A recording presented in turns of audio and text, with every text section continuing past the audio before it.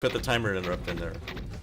And there are related bugs to that I still see to this day in programs where you see some games where some of the shader effects start getting a little hitchy if the game's been running for multiple days without a reset, just because floating point winds up starting to have issues when you keep time in seconds and never reset it. So those let the game Oh soak God, why does it look like this? bugs still Oh bite people to this God.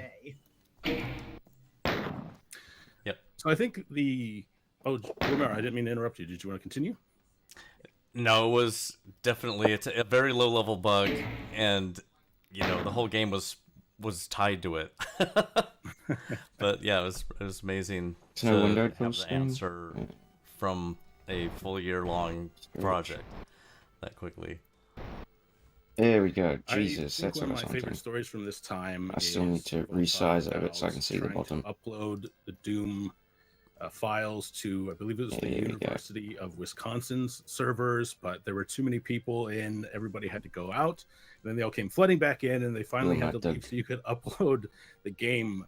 Was that your? We'll start with John. 180 size. Was that the first time you'd ever seen sort of a live or live-ish reaction to one of your games being released? That sort of response.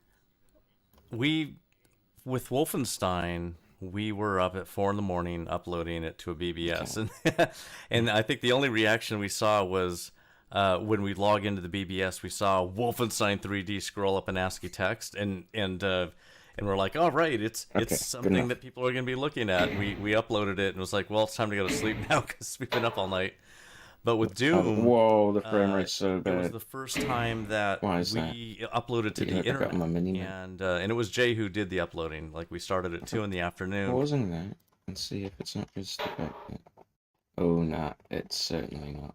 And the controller thing is fucked.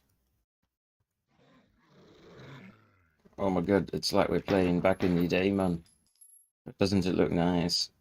And it's all the HUD and the map and everything. And, oh, it's nice. But we kind of have it performing like that.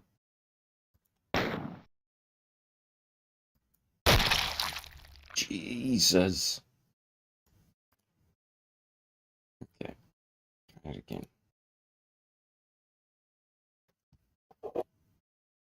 24.7.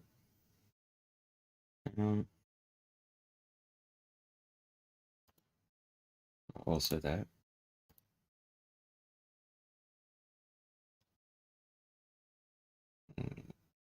Let's see the browser tabs here.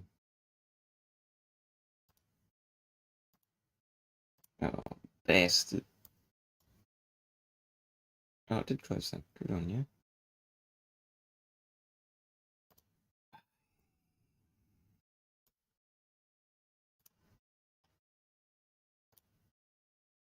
Because we had to get that last bug fixed and tested, and it was the first time we had people waiting like that. In fact, I think within the week before, we had people calling the office randomly asking when it was going to go up, and we're like, how do you guys even get through? But it was the first time we could actually hear from people and see that people are really excited about something live.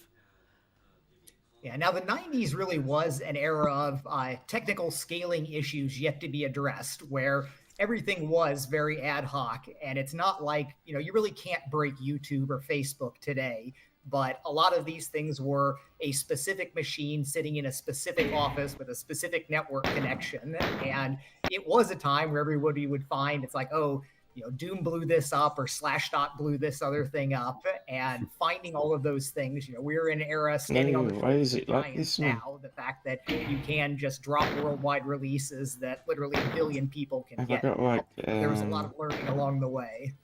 Especially about networking, because that was when people first started getting network hardware at home and learning how it even worked, and with DooM supporting, IPX on a local area network, that made a lot of people learn a lot of stuff pretty quickly.